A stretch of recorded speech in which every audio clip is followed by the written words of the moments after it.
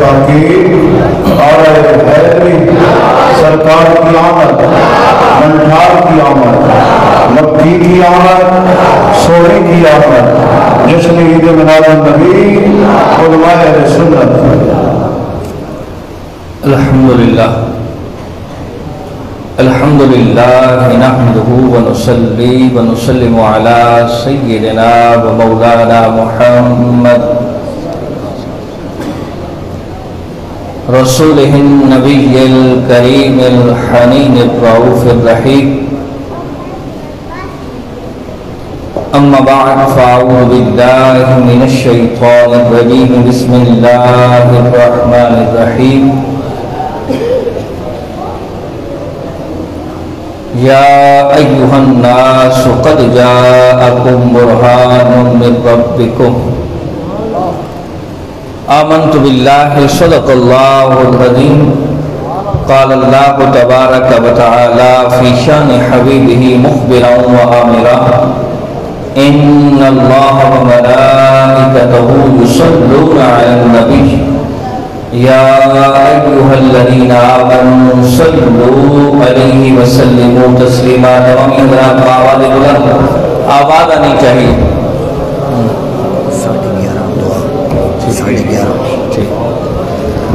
اللہم صلی علی سیدنا و مولانا محمد و علی آلہ و اصحاب سیدنا و مولانا محمد و بارک وسلم صلی علیہ۔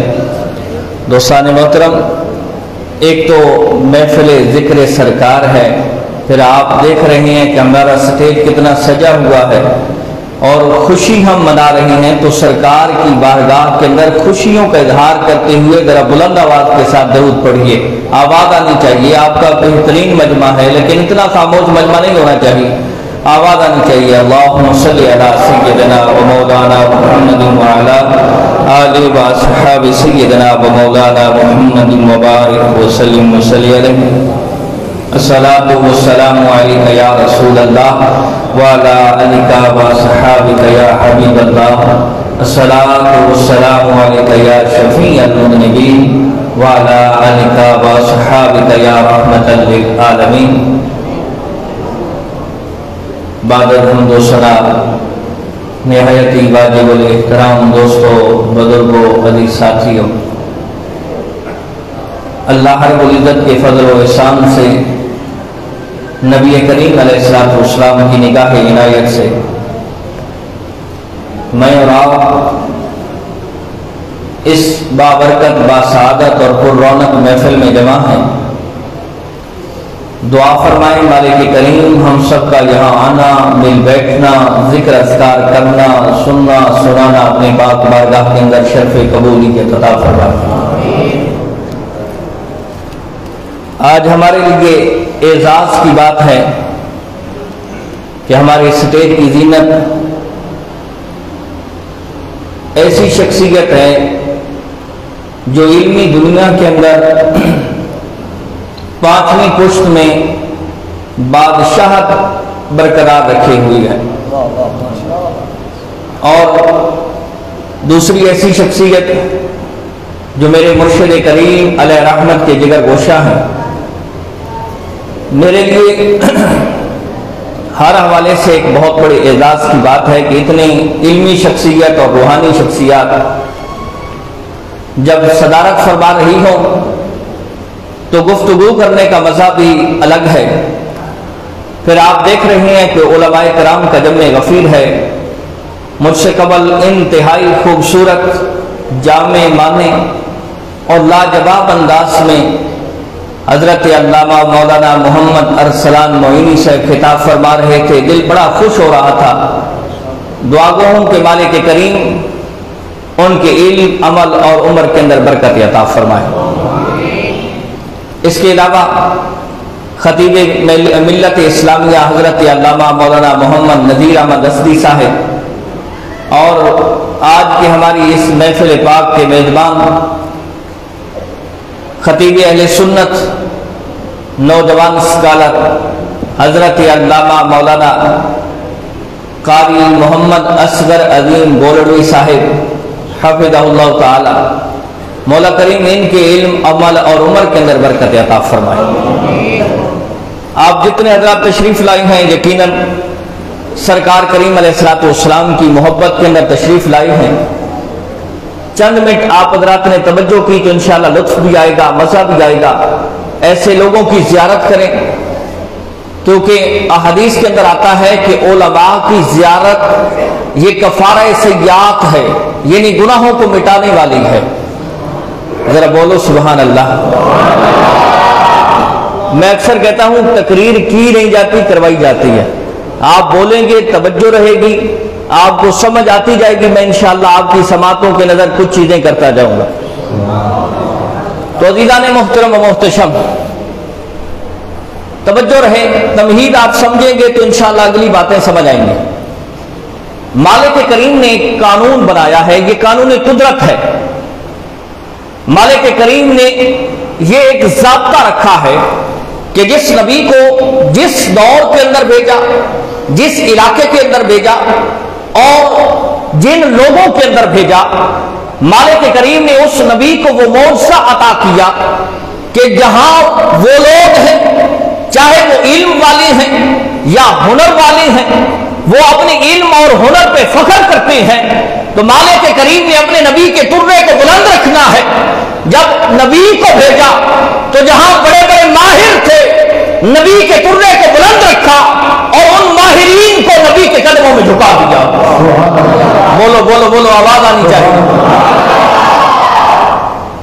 آپ جس نبی کے بارے میں پڑھیں گے، میں آپ کے سامنے حضرت صالح علیہ السلام کی مثال رکھتا ہوں کہ حضرت صالح علیہ السلام کے دور کے اندر لوگ بڑی تصویر کشی کرتے تھے. مصوری کا بڑا دور تھا. آرٹسٹ تھے کہ دیواروں پہ پتھروں پہ جانوروں کے ایسی شکلیں بناتے تھے، ایسی ایسی مورتیں بناتے تھے کہ دور سے دیکھنے والا شخص دنگ رہ جاتا، حیران ہو جاتا کہ یار یہ کوئی اصل جانور ہے یا مورتی ہے یا واقعی کوئی شکل نظر آ رہی ہے. انہیں اپنے اس فن پہ بڑا ناز تھا، بڑا فخر تھا.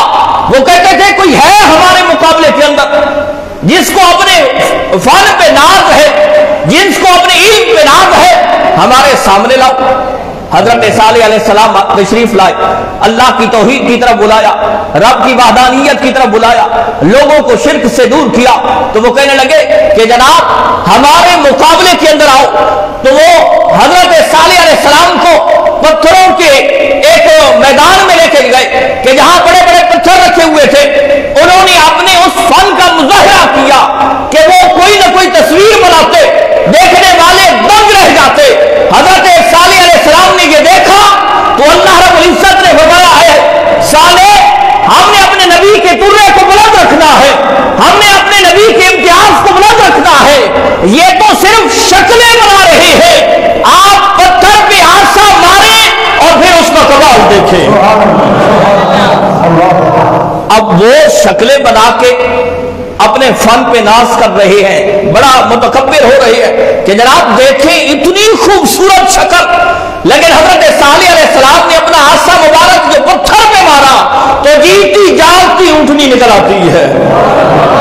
وہ لوگ جنہیں اپنے فن پہ بڑا ناز تھا، جو اپنے فن پہ بڑا فخر کر رہے تھے، جو کچھ دیر پہلے بڑے اترا رہے تھے، جب حضرت صالح کے اس معجزے کو دیکھتے ہیں تو حضرت صالح علیہ السلام کے قدموں میں جھک جاتے ہیں. کہتے ہیں اے صالح یہ کسی علم کا کمال نہیں ہے، یہ کسی فن کا کمال نہیں ہے، یہ علم کے اندر ریاضت کا کمال نہیں ہے، یہ علم کے اندر مہارت تامہ کا کمال نہیں ہے، یقیناً یہ رب کائنات کا فضل ہے.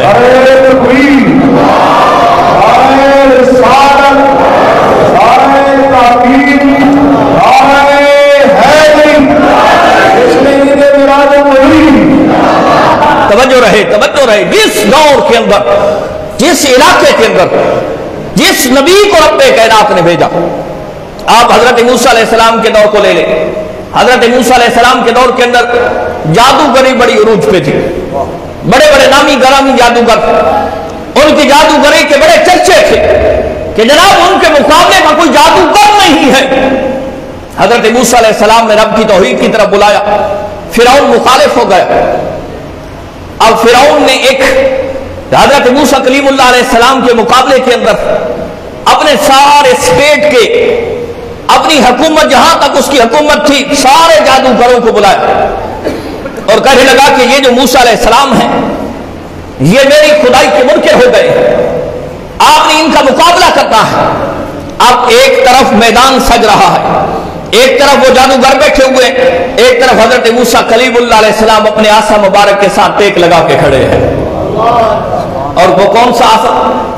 علماء کرام کا جمع غفیر ہے، شہزادہ علامہ ابن علامہ ابن علامہ ابن علامہ، میں نے پہلے آپ کی سماعتوں کے نظر کی آئے کہ 5ویں پشت کے اندر علمی دنیا پہ بادشاہت برقرار رکھنے والی شخصیت علامہ نیاز محمود صاحب تشریف فرما ہے، میرے مرشد کریم کے جگر گوشہ بھی تشریف فرما ہے۔ توجہ رہے کہ حضرت موسیٰ کلیم اللہ علیہ السلام عصا کے ساتھ ٹیک لگا کے کھڑے ہیں، اور وہ کون سا عصا کہ رب کائنات نے جب حضرت موسیٰ سے پوچھا اے موسیٰ تیرے ہاتھ میں کیا ہے، تو عرض کی مولا یہ میرے ہاتھ میں عصا ہے، اس کے ساتھ میں اپنی بکریوں کے لیے پتے جھاڑتا ہوں، اس کے ساتھ میں ٹیک لگا کے کھڑا ہوتا ہوں، اور اس کے ساتھ میں اور بھی بہت سارے کام کرتا ہوں۔ حضرت موسیٰ کلیم اللہ علیہ السلام کھڑے ہیں، ایک طرف بہت سارے جادوگر بیٹھے ہوئے ہیں، سامنے لوگ بیٹھے ہوئے ہیں کہ جو صرف دیکھنے آئے بیٹھے ہیں، فرعون بھی بیٹھا ہوا ہے۔ جب حضرت موسیٰ کلیم اللہ علیہ السلام نے فرمایا کہ پہلے وار تم کرو کیونکہ مقابلے کا یہ میدان تم نے سجایا ہے، تو وہ جادوگر جنہیں اپنے اس فن پہ بڑا ناز ہے، ہاتھ میں رسیاں ہیں، زمین پہ پھینکتے ہیں تو سانپ بن جاتے ہیں۔ اب دیکھنے والے حیران دنگ اور خوف و ہراس پھیل جاتا ہے، اور وہ جو اپنے فن پہ ناز کر رہے تھے وہ بڑے متکبرانہ انداز میں دیکھ رہے ہیں کہ حضرت موسیٰ کلیم اللہ علیہ السلام اس کا مقابلہ کیسے کریں گے۔ تو حضرت موسیٰ کلیم اللہ علیہ السلام جو عصا مبارک کے ساتھ کھڑے تھے ٹیک لگا کے، وہی عصا زمین پہ رکھتے ہیں، زمین پہ عصا رکھا۔ وہ جو مقابلے میں کئی جادوگر اپنا وہ جادوگری کا انداز دکھا رہے تھے، ان کی وہ رسیاں سانپ بن چکی تھی۔ حضرت موسیٰ کلیم اللہ علیہ السلام نے وہ جو عصا رکھا تو وہ اژدہا بن جاتا ہے اور ان کے چھوٹے چھوٹے سانپوں کو کھا جاتا ہے، اور جو ہی حضرت موسیٰ کلیم اللہ علیہ السلام اس کو اٹھاتے ہیں، نہ اس کی شکل و صورت میں تبدیلی آتی ہے، نہ اس کی لمبائی چوڑائی میں تبدیلی آتی ہے، نہ اس کی حیات کے اندر تبدیلی آتی ہے، نہ اس کا حجم بڑھتا ہے، وہی عصا بن جاتا ہے۔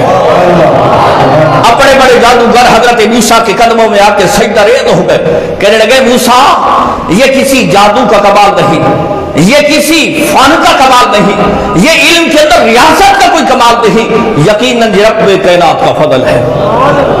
اسی طرح حضرت عیسیٰ علیہ السلام کے دور کے اندر چلی، اس وقت حکمت بڑے عروج پہ تھی۔ آج تو میرے خیال میں کوئی ایک طب کی کتاب قبلہ پڑھ لینا تو وہ کہتا ہے کہ میں حکیم ہوں۔ اس دور کے حکیم، نامی گرامی حکیم، واقعی جنہیں حکیم، ایک عقل مند، دوسرا سمجھنے والے، ان کی حکمت کا میں آپ کے سامنے مثال رکھتا چلوں کہ چلتے بندے کو دیکھ کے بتا دیتے تھے کہ اس کے اندر بیماری کیا ہے۔ چلتے بندے کو، جعلی نوس کا دور ہے، سقراط اور بقراط کا وہی دور ہے۔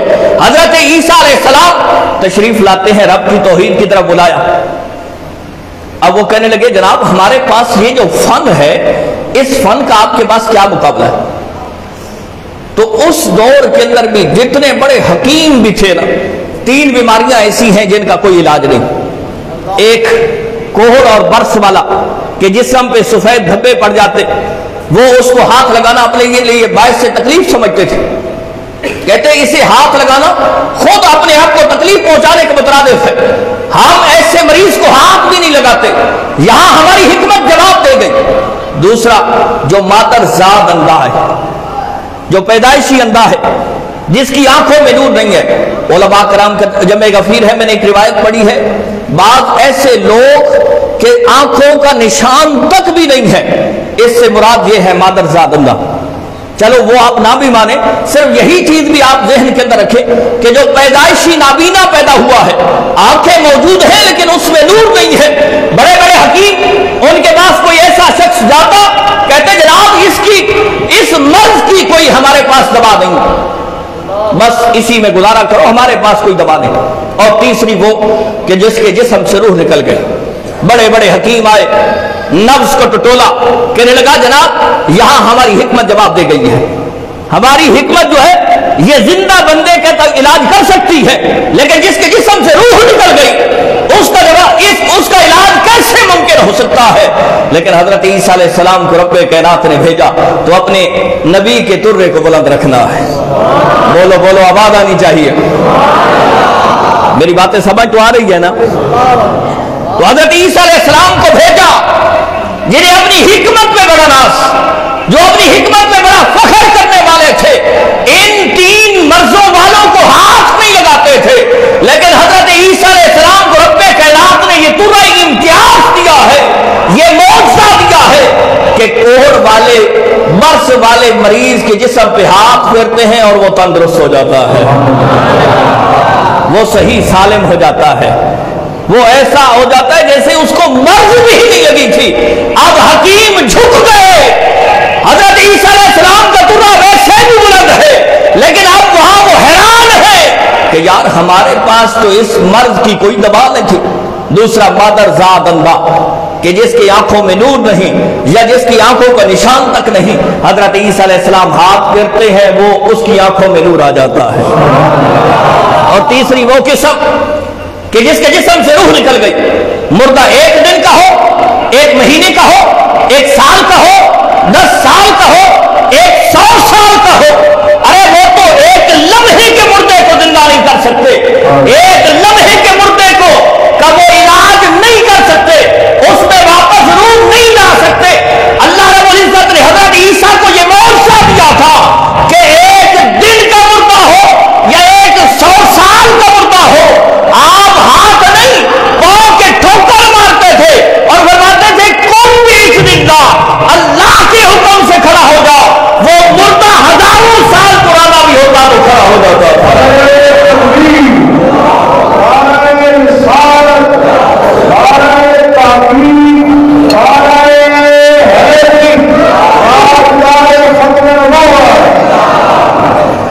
کہ حضرت عیسیٰ علیہ السلام، اسی طرح حضرت داؤد کو لے لے کہ حضرت داؤد علیہ السلام کے دور کے اندر لوہے کی صنعت بڑی عروج پہ تھی۔ آج بھی لوہے کو اگر لوہے کو کوئی شکل دینی ہو نا، علماء کرام تشریف فرما ہے کہ اس کو کوئی شکل دینی ہو، پہلے اس کو آگ کے اندر گرم کیا جاتا ہے، پھر اس کو کوئی شکل دی جاتی ہے، لیکن حضرت داؤد علیہ السلام کو رب کائنات نے یہ معجزہ دیا تھا کہ جتنا سخت سخت لوہا ہوتا آپ ہاتھ میں لیتے اس کی یہ صورتحال بن جاتی جس طرح موم ہوتا ہے، آپ کو گرم کرنے کی ضرورت نہیں پڑتی تھی، کیونکہ رب کائنات نے معجزہ ایسا دیا تھا۔ ہر دور کے اندر جس نبی کو بھیجا، جس علاقے کے اندر بھیجا، جیسے لوگوں کے اندر بھیجا، جیسے علم والوں کے اندر بھیجا، اپنے نبی کے ترے کو بلند رکھا۔ ارے یہ تو وہ نبی ہیں جو معجزہ لے کے آئے ہیں۔ آؤ جب باری آئی یامنا کے لال کی، جب باری آئی صدیق کے دلدار کی، جب باری آئی امت کے غمخار کی، جب باری آئی اس ذات کی کہ جس کے بارے میں میرا رب فرماتا ہے اے حبیب اگر تجھے پیدا کرنا مقصود نہ ہوتا تو میں اپنے رب ہونے کا اظہار بھی نہ کرتا، میں زمین نہ بناتا، میں آسمان نہ بناتا، میں جنت دوزخ نہ بناتا، میں کائنات نہ بناتا۔ جب اس ذات کی باری آئی، پہلے نبی معجزہ لے کے آئے ہیں، یہ وہ ذات ہے جو سراپا معجزہ بن کے آئی، جو سر کے بال سے لے کر پاؤں کے ناخن تک معجزہ ہی معجزہ ہے، جو بولتے ہیں تو معجزہ ہے، جو سنتے ہیں تو معجزہ ہے، جو دیکھتے ہیں تو معجزہ ہے، جو چلتے ہیں تو معجزہ ہے، جو بکرتے ہیں تو معجزہ ہے، جو بیٹھتے ہیں تو معجزہ ہے، ارے جو لیٹتے ہیں تو معجزہ ہے، جو نیند کرتے ہیں تو معجزہ بنتا ہے، ارے جب خاموش ہوتے ہیں تو معجزہ بنتا ہے، ارے نکاح کر دیں تو معجزہ ہی معجزہ بن جاتا ہے۔ 15 صدیاں گزر گئی ہیں، آج بھی لوگ کتابیں لکھ رہی ہیں، میرے مصطفیٰ کے معجزے ابھی تک تو بڑھتے ہی بڑھتے جا رہے ہیں، اور ہر نبی کا معجزہ ان کے دور کے اندر تھا، ان کے دور کے اندر میرے مصطفیٰ کے وہ معجزے ہیں کہ آج 15 صدیاں بعد بھی ہمارے سامنے نظر آ رہے ہیں۔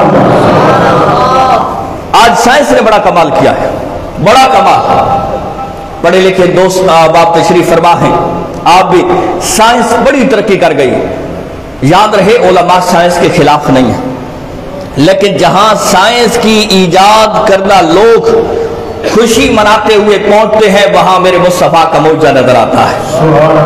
ذرا بولو، آواز آنی چاہیے، میری باتوں کی سمجھ تو آ رہی ہے نا؟ ذرا بولو، آواز آنی چاہیے۔ میں آپ کے سامنے یہ بات رکھتا ہوں، یہ میں جہاں بولتا ہوں آہستہ بولوں تب بھی وہ ڈبوں کے اندر آواز آ رہی ہے، زور سے بولوں تب بھی آواز آتی ہے۔ آپ جتنے ڈبے اس کے ساتھ ٹچ کرتے جائیں گے ان کے اندر آواز آنی شروع ہو جائے گی، جتنے بھی آپ لمبے لے جائیں ہر ایک کے اندر آواز آئے گی۔ میں آپ سے کہوں جناب یہ کیوں کہا؟ آپ کہیں گے کہ یہ سائنس کا کمال ہے، سائنس نے یہ ترقی کی ہے۔ آپ مائک کے اندر بولتے ہیں آواز وہاں سے آتی ہے۔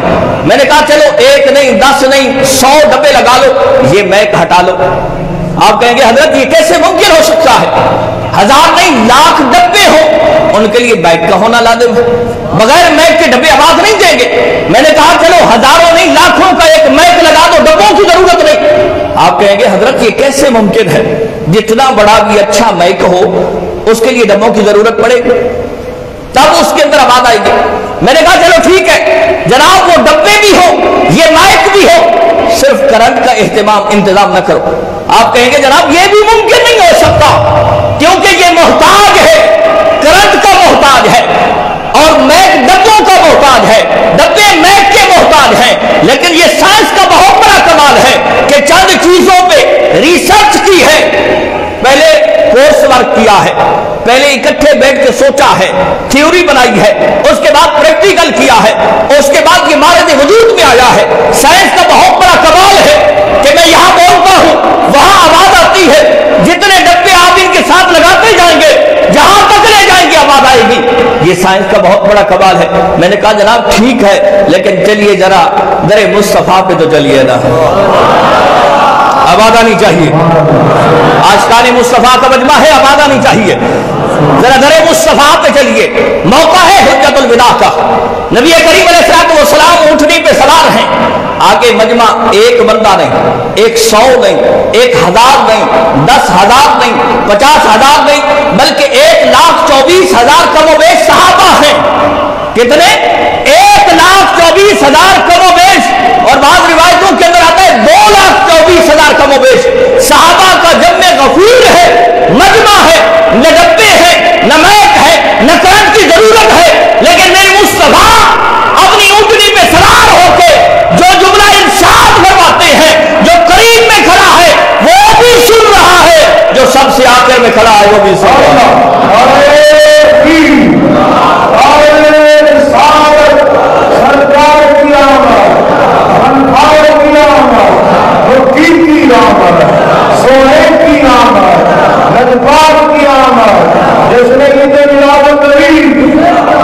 ارے دیکھیے تو صحیح، یہ سائنس کا بڑا کمال، لیکن سائنس تو میرے مصطفیٰ کے در کی لوٹی ہے، میرے مصطفیٰ کے در سے فیض پانے والی ہے کہ جہاں وہ آج پہنچے ہیں 15 صدیاں پہلے میرے مصطفیٰ کا معجزہ موجود ہے۔ میں آپ کے سامنے یہ مثال رکھتا ہوں، یہ بلب جل رہا ہے، یہ روشنی دے رہا ہے، جتنا سخت اندھیرا کیوں نہ ہو آپ بلب کا ایک بٹن دباتے ہیں روشنی ہو جاتی ہے۔ میں نے کہا جناب یہ کیسے؟ آپ کہتے ہیں حضرت یہ سائنس کا بڑا کمال ہے، سائنس نے بڑی ترقی کی ہے کہ چند چیزوں کو ملایا ہے اور پھر بٹن دبانے کی ضرورت پڑتی ہے، صرف بٹن دباتے ہیں، جتنا سخت اندھیرا کیوں نہ ہو روشنی ہی روشنی ہو جاتی ہے، روشنی ہی روشنی ہو گئی۔ میں نے کہا ٹھیک ہے جی سائنس کا بڑا کمال ہے، لیکن آپ ایسا کریں آپ 1000 واٹ کا بلب یا راڈ لگا دیں لیکن کرنٹ نہ دیں۔ آپ کہیں گے حضرت آپ کا توازن عقلی تو ٹھیک نہیں، یہ 1000 واٹ کا بلب ہو یا 0 واٹ کا بلب ہو یہ اس وقت کام کرے گا جب اس کو کرنٹ پہنچے گا۔ میں نے کہا چلو ٹھیک ہے اس کا شیشہ جو ہے یہ شیشہ اچھا لگا لیں لیکن اندر میں جو ایلیمنٹ ہوتا ہے وہ نہ لگائیں۔ آپ کہیں گے حضرت یہ کیسے ممکن ہو سکتا ہے، ایلیمنٹ کے بغیر یہ روشنی نہیں دیتا، اس کے لیے ضرورت ہے ایلیمنٹ بھی ہو، شیشہ بھی ہو، کرنٹ بھی ہو تب یہ روشنی دیتا ہے۔ لیکن آئیے ذرا در مصطفیٰ پہ چلیے، آمنہ کے لال کے برگاہ میں چلی گئی اور جگہ کا سی ہے مسجد نبوی ہے، اس مسجد کا جس کے بارے میں میرے مصطفیٰ نے فرمایا جو جہاں ایک نماز پڑھتا ہے 50,000 کا ثواب ملتا ہے۔ بولو بولو بولو، میرے مصطفیٰ کی بارگاہ ہے، وقت ہے عشاء کے بعد۔ لوگ کہتے ہیں جناب آپ نے میلاد کہاں سے نکال لی؟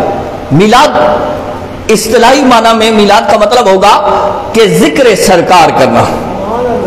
ارے میں کہتا ہوں صحابہ کی تو کوئی گھڑی ایسی نہیں گزری کہ جس کے اندر ذکر سرکار نہ ہو۔ اب عشاء کے وقت کا، عشاء کی نماز کے بعد کا وقت ہے، روایت ہے مشکات شریف کی، علامہ صاحب میرے جانے کے بعد آپ علامہ صاحب سے پوچھ سکتے ہیں، قبلہ نیاز صاحب بیٹھے ہیں، میرے مرشد کریم کی جگر گوشہ بیٹھے ہیں، میرے برادر عزیز علامہ ندیر اسدی صاحب بیٹھے ہیں، میرے خیال میں میرے پیٹ پیچھے ہو گئے علامہ ارسلان صاحب، آپ آگے تشریف لائیں تو زیادہ ہی بہتری ہوگی، ٹھیک ہے قبلہ کے۔ تو دیکھیے میرے مصطفیٰ کے عشاء کی نماز کا بعد کا وقت ہے، مشکات شریف کی روایت ہے، میرے مصطفیٰ واز فرما رہے ہیں، واز فرماتے گئے کافی ٹائم ہو گیا، اب رات اندھیری ہے۔ صحابہ جب اختتام ہوتا ہے ایک صاحب حاضر ہوا اور آ کے عرض کرنے لگا یا رسول اللہ، اچھا وہ کوئی عام لوگ نہیں ہیں، وہ کوئی عام لوگ نہیں، وہ کوئی عام مجمع بھی نہیں ہے، مجمع کن لوگوں کا ہے؟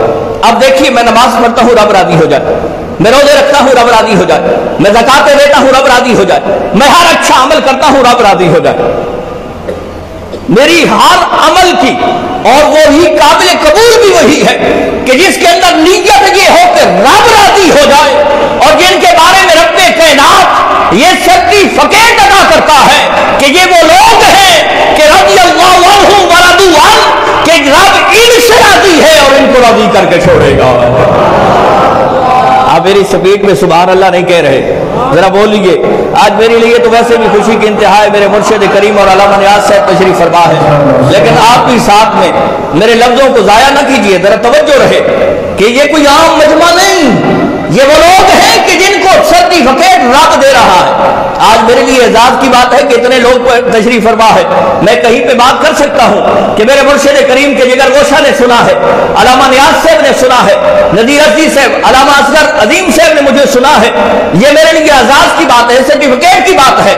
کسی کو بادشاہ سرٹیفکیٹ دیتا ہے، کسی کو وزیر سرٹیفکیٹ دیتا ہے، کسی کو سفیر سرٹیفکیٹ دیتا ہے، یہ وہ عظیم لوگ ہیں کہ جنہیں سرٹیفکیٹ دینے والے علماء نہیں، مشائخ نہیں، صدر اور وزیر نہیں، رب کائنات کی ذات ہے۔ اور سرٹیفکیٹ کیسا دیا ہے؟ انتہا ہے، ڈگری کی انتہا ہے۔ فرمایا رضی اللہ عنہم ورضوا عنہ، یہ وہ لوگ ہیں کہ رب ان سے راضی ہے اور ان کو راضی کر کے چھوڑے گا۔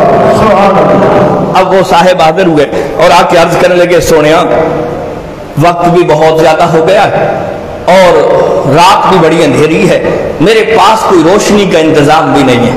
تو نبی کریم علیہ الصلوۃ والسلام نے آپ حدیث اٹھا کے دیکھیں، میرے مصطفیٰ نے یہ نہیں فرمایا کہ اب میں کیا کر سکتا ہوں، میں تو صرف تمہیں توحید سکھانے آیا ہوں، میں تو تمہیں رسالہ سکھانے آیا ہوں، میں تو تمہیں احکام دین سکھانے آیا ہوں، میں کیا کر سکتا ہوں؟ نہیں، میرے مصطفیٰ کریم علیہ الصلوۃ والسلام نے فرمایا تمہارے پاس سوٹی، آسا، سٹک ہے، ڈنڈا ہے؟ جی ہاں یا رسول اللہ ہے، اور یہ سنت بھی ہے، وقت رات کے وقت جب بھی آپ سفر کریں، پیدل سفر کریں، آپ کے ہاتھ میں ڈنڈا ہونا چاہیے، یہ میرے مصطفیٰ کی سنت ہے۔ تو نبی کریم علیہ الصلوۃ والسلام نے فرمایا تمہارے پاس آسا ہے، ڈنڈا ہے؟ جی ہاں یا رسول اللہ۔ اب وہ عاشق تھا، منافق نہیں تھا، وہ میرے مصطفیٰ کے عشق کے اندر مبتلا تھا، اس نے یہ نہیں کہا سونیا میں تو روشنی کا انتظام چاہتا ہوں اور آپ آسا مانگ رہی ہیں۔ نبی کریم علیہ الصلوۃ والسلام نے فرمایا آسا لے آؤ، مشکات کی روایت ہے، نبی کریم علیہ الصلوۃ والسلام نے اس کے آسے پہ ہاتھ رکھا، وہ روشن ہو گیا۔ بولو یار بولو، یہاں نہ کرنٹ کی ضرورت ہے، نہ ایلیمنٹ کی ضرورت ہے، نہ شیشے کی ضرورت ہے، ارے کوئی شے کی ضرورت نہیں۔ آج سائنس ترقی کر کے جہاں پہنچتی ہے وہاں میرے مصطفیٰ کا موجہ نظر آتا ہے۔ اور اس سے بڑھ کے اگلی بات کیا ہے کہ یہ جب چلتے ہیں ان کے ساتھ ایک اور صحابی بھی چل پڑتے ہیں، جب آگے گئے اب دونوں کا رستہ جدا ہے۔ آپ جو ہے ذہنی طور پہ، کیونکہ آج فتنے کا دور ہے، ہر بندہ کہتا ہے کہ جی یہ بات عقل میں نہیں آتی، علم نہیں مانتا۔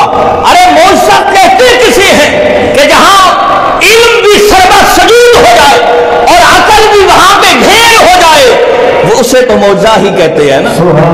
اگر علم اور عقل میں آ جائے تو وہ معجزہ کیسے ہے کہ بلا معجزہ ہوتا بھی وہی ہے۔ اب وہ دو صحابی چلتے ہیں، آگے جا کے دونوں کے رستے الگ ہیں۔ اب جس کی وہ سوٹی تھی، آسا تھا، وہ سٹک تھی، اس نے کہا میں نے تو ادھر جانا ہے۔ اب دوسرے نے کہا میرے پاس تو روشنی کا انتظام نہیں۔ اس نے کہا تیرے پاس جو سٹک ہے وہ مجھے دو۔ جہاں نبی کریم علیہ الصلوۃ والسلام نے اپنے دستے اقدس سے چھوا تھا، ید اللہ والے ہاتھ لگائے تھے اور اس سٹک سے روشنی آئی تھی، دوسری سٹک کو اس کے ساتھ ملایا جاتا ہے، اس میں بھی روشنی آ جاتی ہے۔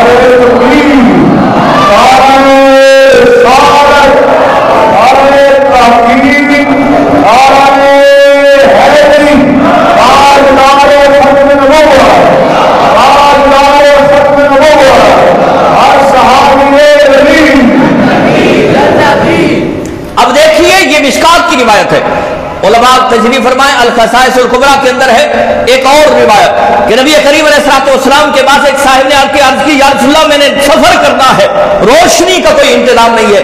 نبی کریم علیہ الصلوۃ والسلام نے اس کو ایک چھڑی دی، فرمایا یہ 10 ہاتھ آگے بھی اور 10 ہاتھ پیچھے بھی تیرے لیے روشنی کا انتظام کرے گا۔ یہ میرے مصطفیٰ کا معجزہ ہے۔ آج جہاں سائنس پہنچتی ہے نا وہاں میرے مصطفیٰ کا معجزہ نظر آتا ہے۔ آج لوگ کہتے ہیں کہ جی پیٹ میں پتھری پڑ گئی ہے اور اس کا علاج لیزر سے، قبلہ لیزر کی شعاؤں سے اس کا علاج کیا جاتا ہے۔ بندہ لیٹتا ہے، لیزر کی شعائیں لگتی ہیں، وہ پیٹ کی پتھری جو ہے، چھوٹے چھوٹے پتھر ہوتے ہیں، ان کو لیزر کی شعائیں جب لگتی ہیں وہ ریزہ ریزہ ہو جاتے ہیں۔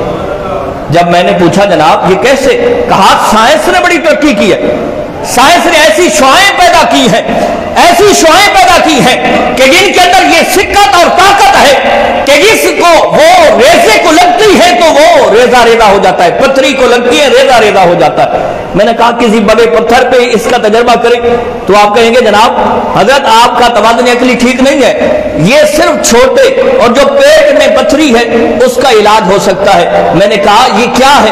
کہنے لگے کہ سائنس ہے، سائنس کا بڑا کمال ہے، سائنس نے ایسی مشینیں تیار کی ہیں، سائنس نے ایسی مشینیں ایجاد کی ہیں، ایسا لیزر بنایا ہے کہ جس کی شعاؤں سے یہ ممکن ہوا ہے۔ میں نے کہا آؤ ذرا در مصطفیٰ میں چلتے ہیں، بولو یار بولو، میری باتوں کی سمجھ تو آ رہی ہے نا بھائی؟ سب ذرا بولو، آواز آنی چاہیے۔ محبوب کا ذکر ہو اور محب جو ہے وہ تھک جائے یہ ممکن نہیں ہو سکتا۔ ہم تو من احب شیئا فاکثر ذکرہ، کہ جس کے ساتھ انسان کو محبت ہوتی ہے نا اکثر اسی کا ذکر کرتا ہے، اور جب اس کا ذکر چھڑتا ہے، محبوب کا ذکر چھڑتا ہے نا، اس کا جی یہ چاہتا ہے کہ زندگی تمام ہو جائے لیکن میرے محبوب کا ذکر ختم نہیں ہوتا۔ تو ہم تو محبوب کا ذکر کرنے آئے بیٹھے ہیں۔ اب آؤ در مصطفیٰ پہ کہ نبی کریم علیہ الصلوۃ والسلام نے جب اہل مکہ کو اسلام کی دعوت دی تو جب وہ نبی کریم علیہ الصلوۃ والسلام کا کوئی جواب نہ دے سکے تو حبیب یمنی کو، یمن سے حبیب کو بلایا، جو اس دور کے اندر بہت بڑا عالم تھا، اس دور کے اندر بہت بڑا مناظر قائد تھا، بولنے والا تھا۔ انہوں نے حبیب کو بلایا، کہنے لگا اے حبیب ہم تو یہاں خاموش ہو گئے ہیں، تجھے اس لیے بلایا ہے کہ تو محمد علیہ الصلوۃ والسلام کے سامنے آ اور ان کو لاجواب کر۔ اب حبیب یمنی نبی کریم علیہ الصلوۃ والسلام کی بارگاہ میں پہنچتا ہے، توجہ ہے نا بھائی؟ آپ ٹولیوں میں کیوں بٹ گئے ہیں؟ ذرا یکجا ہو کے بولیے سبحان اللہ۔ اب آپ کے ذہن کے اندر ہے نا بھائی سائنس نے یہ کمال کیا ہے کہ ایک لیزر بنایا جس کی شعاؤں سے پیٹ کی پتھری ریزہ ہوتی ہے۔ آؤ در مصطفیٰ پہ کہ حبیب یمنی آتا ہے، نبی کریم علیہ الصلوۃ والسلام کو کے بارگاہ میں پہنچتا ہے، اور بہت بڑا عالم، اس وقت کا بہت بڑا شیخ، کہنے لگا جو بھی دنیا کا جادوگر ہوتا ہے اس کا جادو جو ہے دنیا پہ، یہ زمین پہ چلتا ہے، آسمان پہ نہیں چلتا۔ رات کے اندر اب دیکھیے چاند چمک رہا ہے، اس نے کہا جناب اگر آپ نبی ہیں، آپ سچے ہیں، آپ رب کی طرف بلانے والے سچے نبی ہیں، تو یہ جو آسمان پہ چاند چمک رہا ہے اس کو 2 ٹکڑوں میں تقسیم کیجئے۔ تو نبی کریم علیہ السلام ہاتھ کی انگلی کا اشارہ فرماتے ہیں اور چاند 2 ٹکڑوں میں تقسیم ہو جاتا ہے۔ بولو بولو، وہ آواز آنی چاہیے۔ جناب آپ کی سائنس، میں اس ایجاد کو سلام کرتا ہوں، لیکن یہ کام کرتی ہے صرف چھوٹے سے اس پتھری کے اندر بڑے پتھر کے سامنے رکھا جائے تو یہ کام کرنا چھوڑ دیتی ہے، لیکن نئے مصطفیٰ کا معجزہ دیکھیے کہ وہ چاند جو 4 زمینوں کے برابر ہے، نئے مصطفیٰ انگلی کا اشارہ کرتے ہیں اور وہ 2 ٹکڑوں میں تقسیم ہو جاتا ہے۔ ارے دیکھیے تو صحیح، یہ انگلی کی اشارے کے اندر اتنی طاقت ہے، پھر اس ہاتھ کی طاقت کتنی ہوگی، اور جس بازو کے ساتھ یہ ہاتھ ہے اس بازو کی طاقت کتنی ہوگی، اور جس جسم کے ساتھ یہ بازو ہے اس جسم کی طاقت ہوگی۔ اور میں نے پہلے ابتدا کے اندر تمہیداً جو جملے کہے تھے حضرت عیسیٰ علیہ السلام کے حوالے سے کہ حضرت عیسیٰ علیہ السلام کا یہ معجزہ تھا کہ آپ جس کوہڑ والے، برس والے، مادرزاد اندھے کے جسم پہ ہاتھ پھیرتے وہ صحیح سالم ہو جاتا۔ یہ تو حضرت عیسیٰ علیہ السلام کے ظاہری زندگی کی بات ہے۔ میرے مصطفیٰ تو ظاہری اعتبار سے اس دنیا سے تشریف لے گئے ہیں، کئی 100 سال گزر گئے، وقت آتا ہے امام شرف الدین بوصیری رحمہ اللہ کا۔ آپ کے ذہن کے اندر رہے کہ میرے مصطفیٰ کی انگلی کے اشارے کے اندر یہ طاقت ہے، ہاتھ کی طاقت کیا ہوگی۔ امام شرف الدین بوصیری رحمہ اللہ بہت بڑے عربی کے شاعر گزرے ہیں، علماء کرام جانتے ہیں، بہت بڑے شاعر، ساری زندگی بڑے بڑے لوگوں کے قصیدے لکھے، بڑے نوازتے ہیں۔ ایک دور آیا کہ جسم پہ فالج نے اٹیک کر دیا، اب چارپائی پہ فراش ہو گئے ہیں، کوئی پرسان حال نہیں ہے، کوئی پوچھنے والا نہیں ہے۔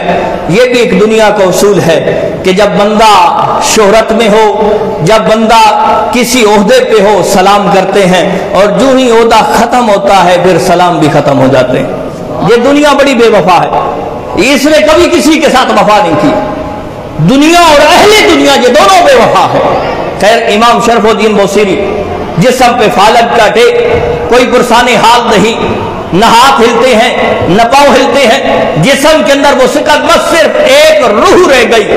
دنیا والوں کے قصیدے لکھتے رہے، آج ہر بندہ چھوڑ گیا۔ ذہن کے اندر آیا ذرا لجپال کی بھی لجپالی کر دیکھ لیتے ہیں، آمنہ کے لال کی لجپالی دیکھتے ہیں۔ قصیدہ لکھا جسے قصیدہ بردہ کہا جاتا ہے۔ علماء کرام تشریف فرما ہے، بردہ کا معنی کیا ہوتا ہے؟ چادر۔ وہ قصیدہ جو چادر والا قصیدہ، چادر والا قصیدہ۔ عقل کہتا ہے کہ جناب یہ کیسے ممکن ہے، چادر والے قصیدہ، یہ مطلب کیا ہے؟ تو حضرت امام شرف الدین بوصیری سارا جسم فالج زدہ ہو گیا، نبی کریم علیہ السلام کی نعت لکھی، قصیدہ لکھا، بردہ شریف، اور رات کو آنکھ بند ہوتی ہے مقدر جاگ اٹھتا ہے۔ بولو، مقدر جاگ اٹھتا ہے۔ میرے مصطفیٰ تشریف لاتے ہیں کہ جب دنیا والوں نے منہ موڑا ہے، آج ایک قصیدہ مصطفیٰ کا لکھا ہے، تو میرے مصطفیٰ تشریف بھی لائے ہیں۔ حضرت عیسیٰ علیہ السلام اپنے دور کے اندر اس کوہڑ والے یا مادرزاد اندھے کے جسم پہ ہاتھ پھیرتے ہیں، وہ صحیح سالم ہوتا ہے، اور میرے مصطفیٰ ظاہری اعتبار سے دنیا سے تشریف لے گئے ہیں، لیکن امام شرف الدین بوصیری کے خواب میں آتے ہیں، امام شرف الدین بوصیری کے جسم پہ ہاتھ پھیرتے ہیں، امام شرف الدین بوصیری صحیح سالم ہو جاتا ہے۔ سبحان اللہ، نعرہ تکبیر، نعرہ رسالت، نعرہ خلافت، نعرہ حیدری، سرکار کی آمد، غفار کی آمد، زندار کی آمد، سرکار کی آمد، تاجدار ختم نبوت، تاجدار ختم نبوت۔ یہی امام بوصیری اپنے قصیدہ بردہ کے اندر لکھتے ہیں، فَإِنَّ فَضْلَ رَسُولِ اللَّهِ لَيْسَ لَهُ حَدٌّ فَيُعْرِبْ عَنْهُ نَاطِقٌ بِفَمِهِ، کہ نبی کریم علیہ السلام کی فضیلتوں کی کوئی حد نہیں، اور نہ ہی آج تک کوئی ایسا منہ پیدا ہوا ہے کہ جو ان کی کما حق کو تعریف بیان کر سکے۔ اور قبلہ امام صاحب کا ایک اور قصیدہ ہے جسے قصیدہ نوریہ کہتے ہیں، ایک قصیدہ بردہ ہے، اس کے علاوہ ایک قصیدہ نوریہ ہے، اس کے اندر جو جملے کہتے ہیں وہ جملے ہمارا عقیدہ ہے، ہمارا نظریہ ہے، ہماری یہی سوچ اور فکر ہے۔ آپ فرماتے ہیں محمد ذکرہ روح لانفسنا، بولو بولو، کدی تو شیرہ کو ہاتھ کے بھی بول پائے کرو۔ یہاں کوئی ایسا ہوتا قبلہ کان پہ ہاتھ رکھتا اور دو چار دوڑے کہہ دیتا اور سمجھ نہیں آتی کہ ڈولے مائی کے علاوہ کہتا کیا ہے، اس کے باوجود بھی سبحان اللہ کی گونج اٹھتی، اور آپ کے سامنے اگر عربی عبارات پڑھی جائے تو آپ دس سے مس نہیں ہوتے۔ یہ علم کے ساتھ بہت بڑا ظلم ہے، ذرا بولیے سبحان اللہ۔ تو امام شرف الدین بوصیری فرماتے ہیں محمد ذکرہ روح لانفسنا، کہ میرے مصطفیٰ کا جو ذکر ہے ہماری جسموں کی روح ہے، ہماری جسموں کی روح ہے۔ محمد ذکرہ روح لانفسنا، اور محمد شکرہ فرض علی الامم، کہ میرے مصطفیٰ کا شکریہ ادا کرنا ہر قوم پہ فرض ہے۔ تو آپ دیکھیے یہ میرے مصطفیٰ کے اتنے معجزے ہیں، سراپا معجزے۔ آخری بات اور پھر گفتگو کو ختم کرتے ہیں، میرے مصطفیٰ کے معجزوں کی کوئی حد نہیں۔ ہمارے علماء لکھتے پڑھتے بیان کرتے پڑھاتے اس دنیا سے چلے گئے، لیکن آمنہ کے لال کے معجزوں کی ابھی تو ایک حد بندی بھی نہیں کر سکے۔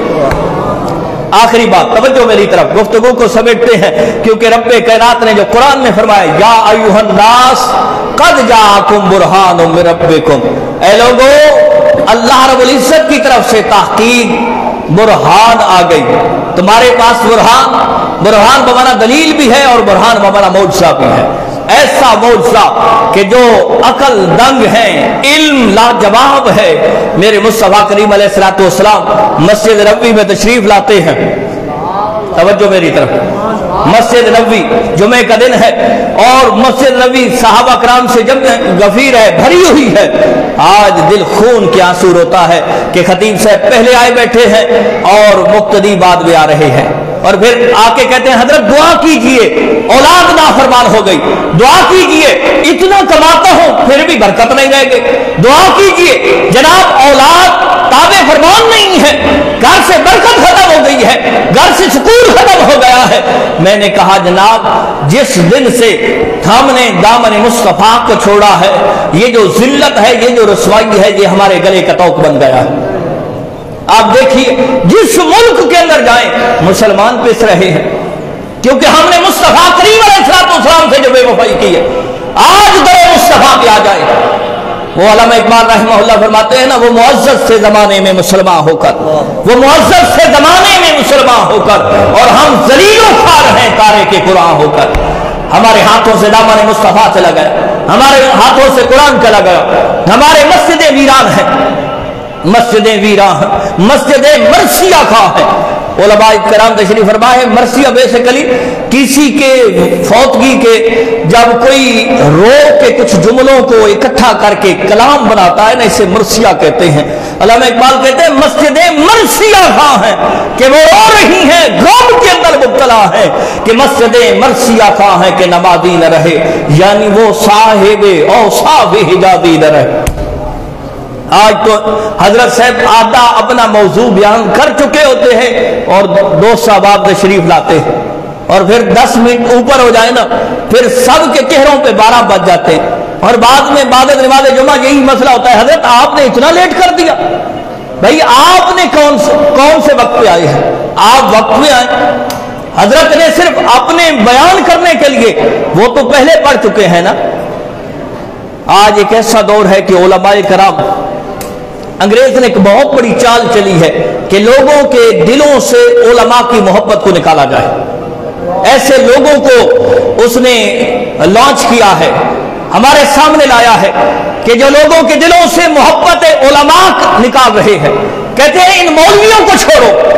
ہم بھی کہتے ہیں کہ اس شعبے کے اندر جو کالی بھیڑ ہیں انہیں نکالو، ضرور نکالو، لیکن ہمیشہ نقل وہاں ہوتی ہے جہاں اصل موجود ہوتی ہے۔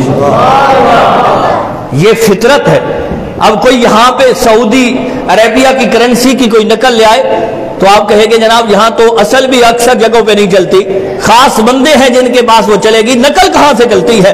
بھائی نقل بھی پاکستانی کرنسی کی چلتی ہے نا، تو بھائی جہاں اصل ہوگی نقل کے میرے استاد محترم قبلہ شیخ القرآن شیخ الحدیث حضرت علامہ پیر محمد عصمت اللہ شاہ صاحب رحمہ اللہ، مولا کریم ان کی قبر پہ بے شمار رحمتیں نازل فرمائے، آپ فرمایا کرتے تھے کہ یہ جعلی پیر اس بات کی نشانی ہے کہ اصل پیر بھی موجود ہیں، اور جعلی مولوی بھی اس چیز کی نشانی ہے کہ اصل علماء موجود ہیں۔ تو بھائی ان میں جو کالی بھیڑے ہیں ان کی وجہ سے سارے شعبے پہ تانو تشریح نہ کرو، تانو تشریح نہ کرو۔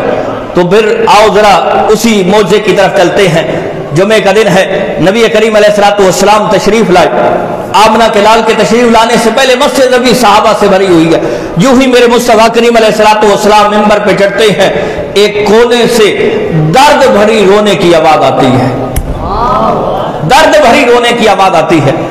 اب اس حدیث کو پڑھتے وقت ذرا دل کے اندر عشق مصطفیٰ کو سجا کے سوچیے تو صحیح، پہلے ابو بکر بھی موجود ہیں، عمر فاروق بھی موجود ہیں، عثمان غنی بھی موجود ہیں، مولا مرتضیٰ بھی موجود ہیں، طلحہ الزبیر بھی موجود ہیں، صحابہ کرام کا جمع غفیر ہے، لیکن رونے والا پہلے نہیں رویا، اس وقت رویا ہے جب چپ کرانے والا آیا ہے۔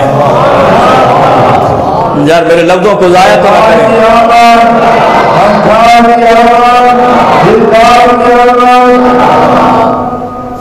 نعرہ رسالت، نعرہ رسالت۔ تو نبی کریم علیہ الصلوۃ والسلام جو ہی منبر پہ چڑھے اور رونے والا، حدیث کے لفظ ہیں ایسے رو رہا ہے کہ جس طرح اونٹنی سے اس کا چھوٹا بچہ جدا ہو، تو وہ اس کے فراق میں جو روتی ہے نا، تو وہ رونے کی اس میں درد ہوتا ہے، وہ اس درد سے رو رہا ہے۔ اب ہر بندہ آس پاس دیکھ رہا ہے رونے والا کون ہے؟ پہلے آواز نہیں تھی، آمنہ کے لال تشریف لائی ہیں تب آواز آئی ہے، ارے رونے والا کون ہے جو اس درد کے ساتھ رو رہا ہے؟ آمنہ کے لال منبر سے اترتے ہیں، مسجد نبی کے کونے میں تشریف لے جاتے ہیں، اور ذرا اس پہ تھوڑا سا رکیے کہ نبی کریم علیہ الصلوۃ والسلام کو رب کائنات نے یہ طاقت دی ہے کہ جہاں کہیں سے بھی کوئی پکارتا ہے، درد میں فراق میں روتا ہے، میرے مصطفیٰ جانتے ہیں۔ اس پہ بھی بڑی دلیلیں ہیں، لیکن وقت میرا ختم ہو چکا ہے، میں اپنی گفتگو کو سمیٹ رہا ہوں کہ نبی کریم علیہ الصلوۃ والسلام مسجد نبی کے کونے میں تشریف لے گئے، ایک کھجور کا خشک تنا پڑا تھا، وہاں پہ جا کے ہاتھ رکھ دیا۔ بولو بولو بولو، آواز آنی چاہیے۔ میرے مصطفیٰ نے جو ہی ہاتھ رکھا، وہ جو درد میں، وہ جو فراق میں، وہ جو شدت کے اندر رو رہا تھا، رونے کی آواز چپ ہو جاتی ہے۔ اب دیکھیے صحیح، وہ ہے لکڑی کا خشک تنا، لیکن وہ دیکھ یہ پہچان رکھتا ہے، اس کے اندر یہ معرفت ہے کہ یہ جو ہاتھ لگا ہے یہ ابو بکر کا ہاتھ نہیں، یہ عمر فاروق کا ہاتھ نہیں، یہ عثمان غنی کا ہاتھ نہیں، یہ مولا مرتضیٰ کا ہاتھ نہیں، یہ کسی صحابی کا ہاتھ نہیں، ارے یہ اسی ذات کا ہاتھ ہے جو میرے غموں کو دور کرنے والی۔ میرے مصطفیٰ نے ہاتھ رکھا، فرمایا کیوں روتا ہے؟ حضور ایک دور تھا آپ میرے ساتھ ٹیک لگا کے خطبہ ارشاد فرماتے تھے، آج آپ کے لیے منبر بن گیا ہے، مجھے کونے میں رکھ دیا ہے، میں آپ کے فراق کے اندر رو رہا ہوں، میں آپ کے فراق کے اندر یہ درد بھری آواز نکال رہا ہوں۔ اب میرے مصطفیٰ کریم علیہ السلام، اس پہ آپ سوچتے جائیں گے تو لطف آنا شروع ہو جائے گا کہ وہ لکڑی کا خشک تنا، اس میں بولنے کی سکت کہاں سے آ گئی، اس کے اندر پہچاننے کی سکت کہاں سے آ گئی، اس کے اندر دیکھنے کی وہ معرفت کہاں سے آ گئی؟ ارے جو میرے مصطفیٰ کے در کے ساتھ لگ جاتا ہے یہ ساری چیزیں آ جاتی ہیں۔ اب یہ مشکات کی روایت ہے، علماء کرام تشریف فرما ہے کہ نبی کریم علیہ الصلوۃ والسلام نے فرمایا اب کیا چاہتے ہو؟ اب کیا چاہتے ہو؟ جنت جانا چاہتے ہو یا اس دنیا پہ آباد اور شاد ہونا چاہتے ہو؟ سونیا میں جنت جانا چاہتا ہوں، میں جنت جانا چاہتا ہوں۔ اب صحابہ بھی موجود ہیں، نبی کریم علیہ الصلوۃ والسلام نے یہ نہیں فرمایا کہ میں کیا دے سکتا ہوں، یہ نہیں فرمایا کہ میں تو جنت کا مالک نہیں ہوں، میں تو صرف توحید بیان کرنے آیا ہوں، نہیں، میرے مالک نے اپنے حبیب کو یہ نوازا ہے کہ جس کو جو جس وقت جہاں بھی دینا چاہیں دے سکتے ہیں۔ نبی کریم علیہ الصلوۃ والسلام جہاں کھڑے تھے تھوڑے سے پیچھے ہٹتے ہیں، صحابہ سے فرمایا یہ یہاں پہ کھودو، زمین کھودی گئی، وہاں پہ اس تنے کو، خشک تنے کو دفن کر دیا گیا۔ اب ایک جم غفیر ہے صحابہ کا، کسی نے کوئی اعتراض نہیں کیا، کوئی سوال نہیں کیا، کسی کے ذہن اور دل کے اندر کوئی شک و شبہ پیدا نہیں ہوا کہ جناب وہ تو جنت جانا چاہتا ہے اور آپ نے یہاں پہ دفن کروایا ہے۔ ارے یہ ہر ایک کا عقیدہ ہے کہ جو قدمین مصطفیٰ میں آ گیا وہی جنت پا گیا، جو قدمین مصطفیٰ میں آ گیا وہی جنت پا گیا۔ علی جا، یہ تو وہ باتیں ہیں کہ زندگی ختم ہو سکتی ہے، سانسوں کی مالا ختم ہو سکتی ہے، زبانیں خشک ہو سکتی ہیں، لیکن یہ جملے اس ذات کے تذکرے ختم نہیں ہو سکتے۔ اس کرم کا کروں شکر کیسے ادا، اس کرم کا کروں شکر کیسے ادا، جو کرم مجھ پہ میرے نبی کر دیا۔ میں سجاتا تھا سرکار کی محفلیں، میرے مصطفیٰ نے مجھے ہر غم سے بری کر دیا۔